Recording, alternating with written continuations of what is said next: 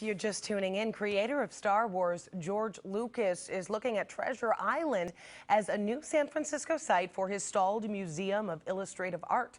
This comes as his bid to build in Chicago had become bogged down in legal and political challenges. Legal and political challenges are one of the reasons possibly why he left San Francisco in the first place. And joining us now to talk more about the bid to bring the museum back to the Bay is Supervisor Aaron Peskin, who's been in on the talks. Why Treasure Island? Good morning, Phil. Beautiful day in the Bay, isn't it? Yeah. Treasure Island actually has been lacking a lot of what I call the special sauce. What it's been lacking is a ferry service. Remember, it's an island in the middle of the bay. We've got a congested bridge. If we could actually have an attraction on Treasure Island, it might be able to sustain a ferry service. And if we could sustain that, we could make the entire island work. As you know, I sued over that project for a number of years as the city walked away from a deal, reduced the amount of affordable housing, reduced the amount of ferry service. Perhaps the Lucas Museum could be the special sauce. So that special sauce could be in effect like the Giants ballpark was for the south of Market. Precisely, and matter of fact, the Giants led the way. They have a ferry terminal. They actually have one of the smallest parking lots in Major League Baseball. This would be attracting millions of people a year. How are they going to get on the island?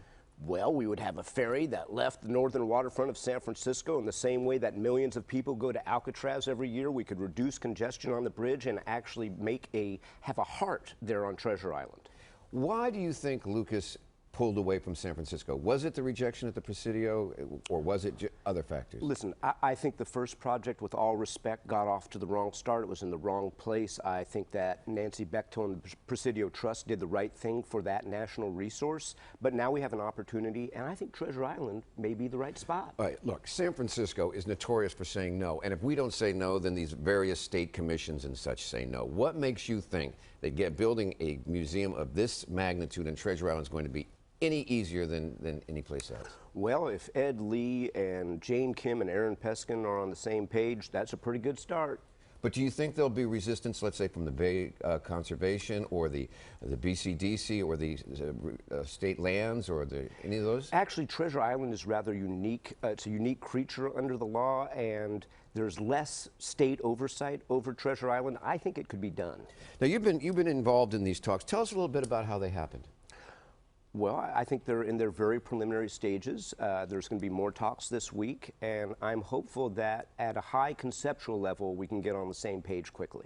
This would be an interesting situation for a city that has notoriously had trouble dealing with big projects like this. Well, let's think about that. Let's think about our successes. I mean, the Exploratorium went very, very smoothly. I mean, that was a well over $100 million project. Think of all of the things that we've done in the Civic Center that have gone very smoothly. So, I mean, yes, there are instances where we've had bad fits, and those are projects that have been fought, but there are instances where we've embraced things with open arms and we've got them done. Okay, to play on the Star Wars metaphor, for years you were thought of as the Darth Vader of San Francisco, the guy that would come in and say, no, no, no. What's got you saying yes this time? Well, I think when people look at my political history in San Francisco over the last couple of decades, they like to focus on those little things, but they forget that I'm the supervisor who presided over the board that rezoned 22% of the city, that I was the supervisor who actually helped greenlight the 10,000 units of housing that are now being built in San Francisco shipyard. All right, so now you're going to go from Darth Vader to Luke Skywalker. Whatever the case, this is really going to be interesting, I got to say.